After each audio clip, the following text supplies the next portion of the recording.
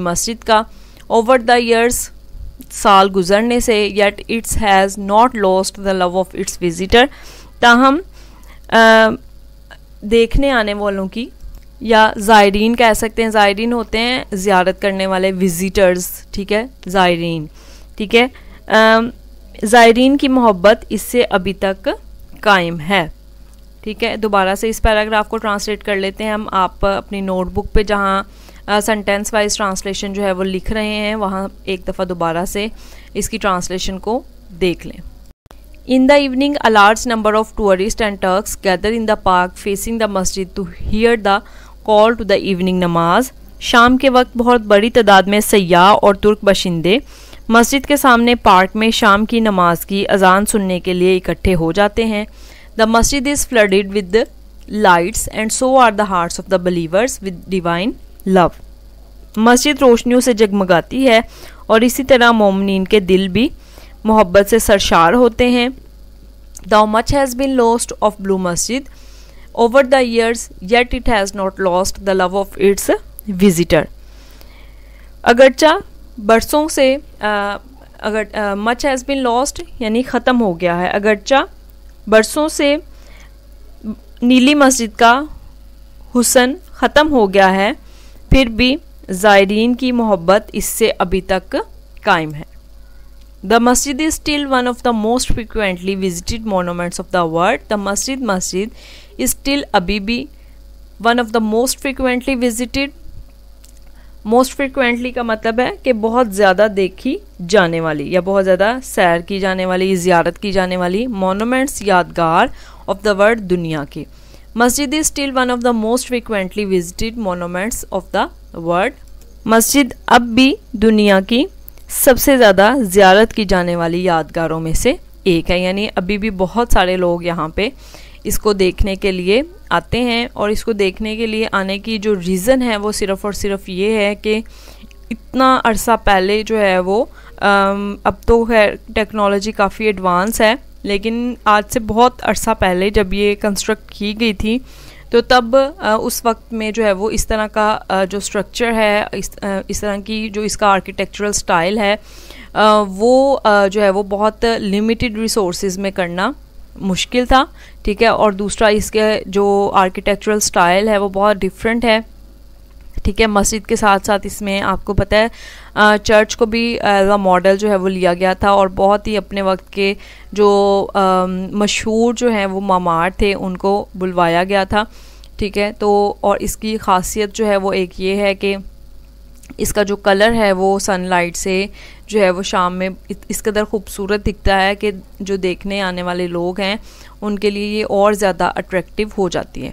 ठीक है, तो आपको मैंने जो है वो इमेज भी इसीलिए सेंड किए हैं इसके, ताकि आपको भी पता चले कि इस्लामिक जो हिस्ट्री है उसमें जो आर्किटेक्चर्स हुआ करते थे वो कितने ज़्यादा जो है वो एबल थे और स्किल्ड थे। ठीक है, लेसन जो है वो आपके सिलेबस में शामिल करने का मकसद भी यही है कि the lesson highlights the glory of the sultan मस्जिद but also throws light on the skill and ability of the architects of that time. ठीक है, इसके आखिर पे आप लेसन के एंड पे जब आप थीम देखते हैं तो थीम में भी आपको जो है वो बेटा यही बात बताई गई है कि इस्लामी फ़न तामीर की अहमियत को नुमायाँ करना इस सबक का जो है वो बुनियादी मकसद था। दुनियाई इस्लाम जो है वो आर्ट और फ़न तामीर का शानदार विरसा रखती है और इस्लामी ममालिक तमाम तारीख़ी दौर में इन आर्ट और फ़न तामीर में सब पर सबकत ले गए थे। मसाजिद हमेशा से इस्लामी फ़न तामीर का नुमायाँ हिस्सा रही हैं। ये लेसन ना सिर्फ मस्जिद सुल्तान की अज़मत को नुमायाँ करता है बल्कि उस वक्त के जो माहरीन थे उनकी महारत और काबिलियत पर भी रोशनी डालता है। आपने देखा है कि पुराने जो कुछ अरसा पहले अगर हम चले जाएं तो जब मुसलमान किसी भी एरिया पे किसी भी जगह पर हुकूमत करते थे तो सबसे पहले वहाँ पे बहुत ही खूबसूरत इमारतें जो है या मसाजिद जो हैं वो तामीर किया करते थे, जिसकी मिसाल जो है वो आप पाकिस्तान में भी देख सकते हैं। बादशाही मस्जिद है, ठीक है, जो लाहौर का फोर्ट है, किला है, ठीक है, जिसका आर्किटेक्चरल स्टाइल जो है वो इस बात की गवाही देता है कि जो इस्लामिक हिस्ट्री में जो फ़न तामीर है उसको किस कदर अहमियत हासिल थी। रीडिंग ट्रांसलेशन बेटा आज हमारे चैप्टर की यूनिट नंबर 7 की कंप्लीट हो गई है। आई होप आपको इसमें कोई भी प्रॉब्लम नहीं होगा। अगर किसी भी हवाले से रीडिंग ट्रांसलेशन के हवाले से कोई भी इशू है, कोई भी प्रॉब्लम है, तो वो आप मुझसे पूछ सकते हैं। ठीक है, आपको पता है ट्रांसलेशन इसकी सिर्फ जो है उर्दू तर्जुमा आपने अपनी नोटबुक में लिखना है, इंग्लिश आपने नहीं लिखनी। अगर कोई किसी भी स्टूडेंट का कोई लेक्चर मिस हुआ है तो इसको दोबारा से सर्च करके देख के आपने चैप्टर कंप्लीट की रीडिंग ट्रांसलेशन जो है वो अपने ट्रांसलेशन सिर्फ जो है वो अपनी नोटबुक में आपने लिख लेनी है। इसके साथ साथ आज हमने अपने लेक्चर में जो है वो वर्ड सेंटेंसेस भी करने हैं। इस चैप्टर के वर्ड सेंटेंसेस और क्वेश्चन आंसर के नोट्स जो हैं वो P1 जो बॉयज़ एंड गर्ल्स हैं यकीनन उनके पास मौजूद होंगे। ठीक है, लेकिन आपने बेटा फिर भी अपनी जो नोटबुक है, चूँकि आपका ये समर वेकेशन होमवर्क है, तो आपने इसको लिखना है। ये नहीं करना कि हमने ये पहले भी चैप्टर पढ़ा था तब भी ये काम किया हुआ है तो, या फिर हमारे पास नोट्स मौजूद हैं इसलिए नहीं हम कर रहे। P1 है या N1 है, गर्ल्स बॉयज़ सभी सेक्शंस ने जो आपको काम कहा जाता है लिखने के लिए वो लिखा करें। एक तो आपकी रिटन प्रैक्टिस हो जाती है, दूसरा जो है वो आपको अच्छी तरीके से याद हो जाता है। जो स्पेलिंग की, ग्रामर की मिस्टेक्स की गुंजाइश होती है वो भी ख़त्म हो जाती है। ठीक है, तो आपने बेटा जो वर्ड सेंटेंसेस हैं, आपको पता है आपके पेपर में ये टोटल जो है वो 8 आते हैं, जिनमें से आपने 5 अटैम्प्ट करने होते हैं, यानी 5 आउट ऑफ 8 आपने जो है वो अटैम्प्ट करने हैं, जिसके 5 मार्क्स होते हैं। हर एक वर्ड का 1 नंबर जो है वो होता है। मोस्टली तकरीबन 99% आपके वर्ड सेंटेंसेस आपकी एक्सरसाइजेज में से आते हैं, कोई एक आध ग्लॉसरी में से आता है, और जिस चैप्टर की ग्लॉसरी में से आते हैं वो भी मैं आपको इंशाल्लाह गाइड करूँगी। अभी हम जो है वो एक्सरसाइज के जो यूनिट नंबर 7 की एक्सरसाइज है उसमें आपको वर्ड सेंटेंसेस दिए गए हैं, वो हम करने लगे हैं। फर्स्ट वर्ड है हमारे पास यहाँ पे इम्प्रेसिव मीन्स मुतासिर कर देने वाला या मुतासिर कुन। The Sultan Ahmed masjid is one of the impressive monuments in the world. Sultan Ahmed मस्जिद दुनिया की मुतासिर कुन यादगारों में से एक है। डेक्सटेरियसली का मतलब होता है मुहारत से, स्किल्ड वे में। ठीक है, the carpenter makes the chair dexterously. कारीगर कुर्सी जो है वो मुहारत से बनाता है। स्पेशियस का मतलब होता है वसी, खुला। द सुल्तान अहमद मस्जिद has a spacious forecourt. Sultan Ahmed मस्जिद की जो है वो खुले दालान है या खुले सेहन हैं, या सुल्तान अहमद मस्जिद जो है वो खुले दालान रखती है। ह्यूमिलिटी का मतलब होता है आजिज़ी। Humility is a great virtue which keep one self under control. Humility is a great virtue इतना भी कर सकते हैं। ठीक है, आजिज़ी जो है वो एक अजीम खूबी है जो कि किसी भी शख्स को काबू में, उसके गुस्से को या वैसे उसकी ख्वाहिशात को काबू में रखती है। फिर है उसके बाद वर्ड हमारे पास फ्लिम्बाइंट। फ्लिम्बाइंट का मतलब होता है चमकदार, भड़कीला, नहायत चमक दमक वाला। The flamboyant dresses look very attractive.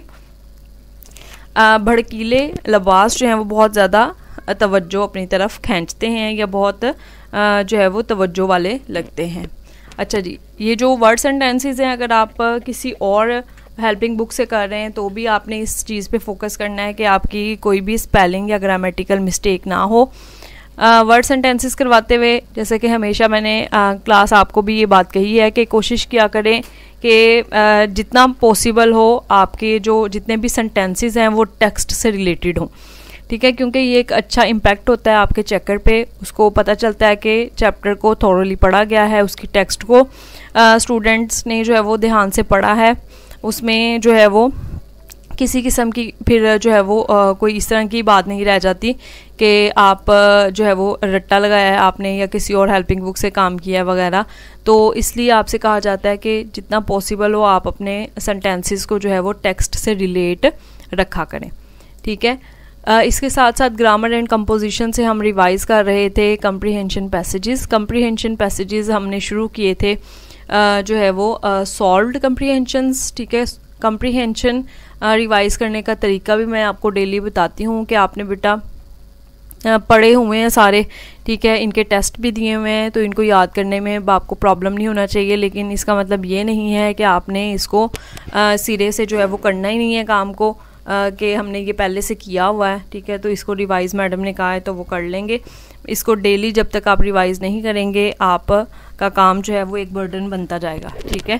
तो बर्डन नहीं बनाना हमने काम को, हमने साथ साथ इसको भी लेके चलना है। जैसे हमारी कॉम्प्रिहेंशंस रिवाइज हो जाएंगी इंशाल्लाह हम जो है वो फिर लेटर्स अपने शुरू करेंगे, ताकि कुछ भी जो पीछे से हम काम कर रहे थे, क्योंकि ये आपके मेजर क्वेश्चंस होते हैं आपके एनुअल पेपर जो बोर्ड एग्ज़ाम्स होते हैं उनमें, तो ये भूलते ना जाएं, जैसे जैसे आप करते जाएं आपको भूल ना जाएं, इसलिए इसको हम साथ साथ टेक्स्ट के रिवाइज़ कर रहे हैं। तो कॉम्प्रिहेंशन नंबर जो थर्ड है सॉल्व्ड, उसको आपने करना है बेटा। उसमें पैराग्राफ को बेटा आप ध्यान से पढ़ा करें, ठीक है, उसके बाद क्वेश्चंस को एक नज़र ध्यान से पढ़ा करें, फिर उसके जो आंसर्स होते हैं वो आप फाइंड आउट किया करें टेक्स्ट में से, जो पैराग्राफ है उसकी टेक्स्ट में से, या फिर अगर आप जो है वो नोट डाउन किए हुए हैं जो आपकी बुक में भी, क्योंकि ये सॉल्व्ड है ना पैसेजेस, तो उनको अगर याद किया हुआ है तो वहाँ से भी आप याद कर सकते हैं, ठीक है। मकसद सिर्फ याद करना है, इसकी प्रैक्टिस करना है, आपने इसको अच्छे तरीके से याद करना है और कोशिश करें कि लिख के इसके आंसर्स देखें।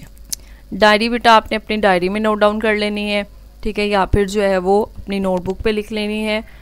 रीडिंग ट्रांसलेशन हमने यूनिट नंबर 7 की ख़त्म की है, ठीक है। पैराग्राफ नंबर 9 से ऑनवर्ड हमने पढ़ा था।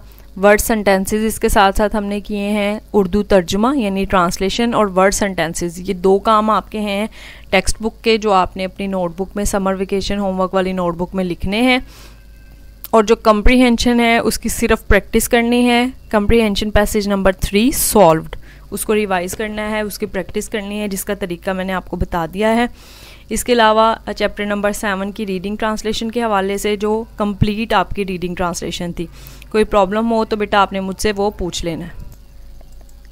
Thank you so much students. If you have any problem in queries you may ask in comments. अल्लाह ताला आप सबको अपनी हिफ्ज़-ओ-मान में रखे।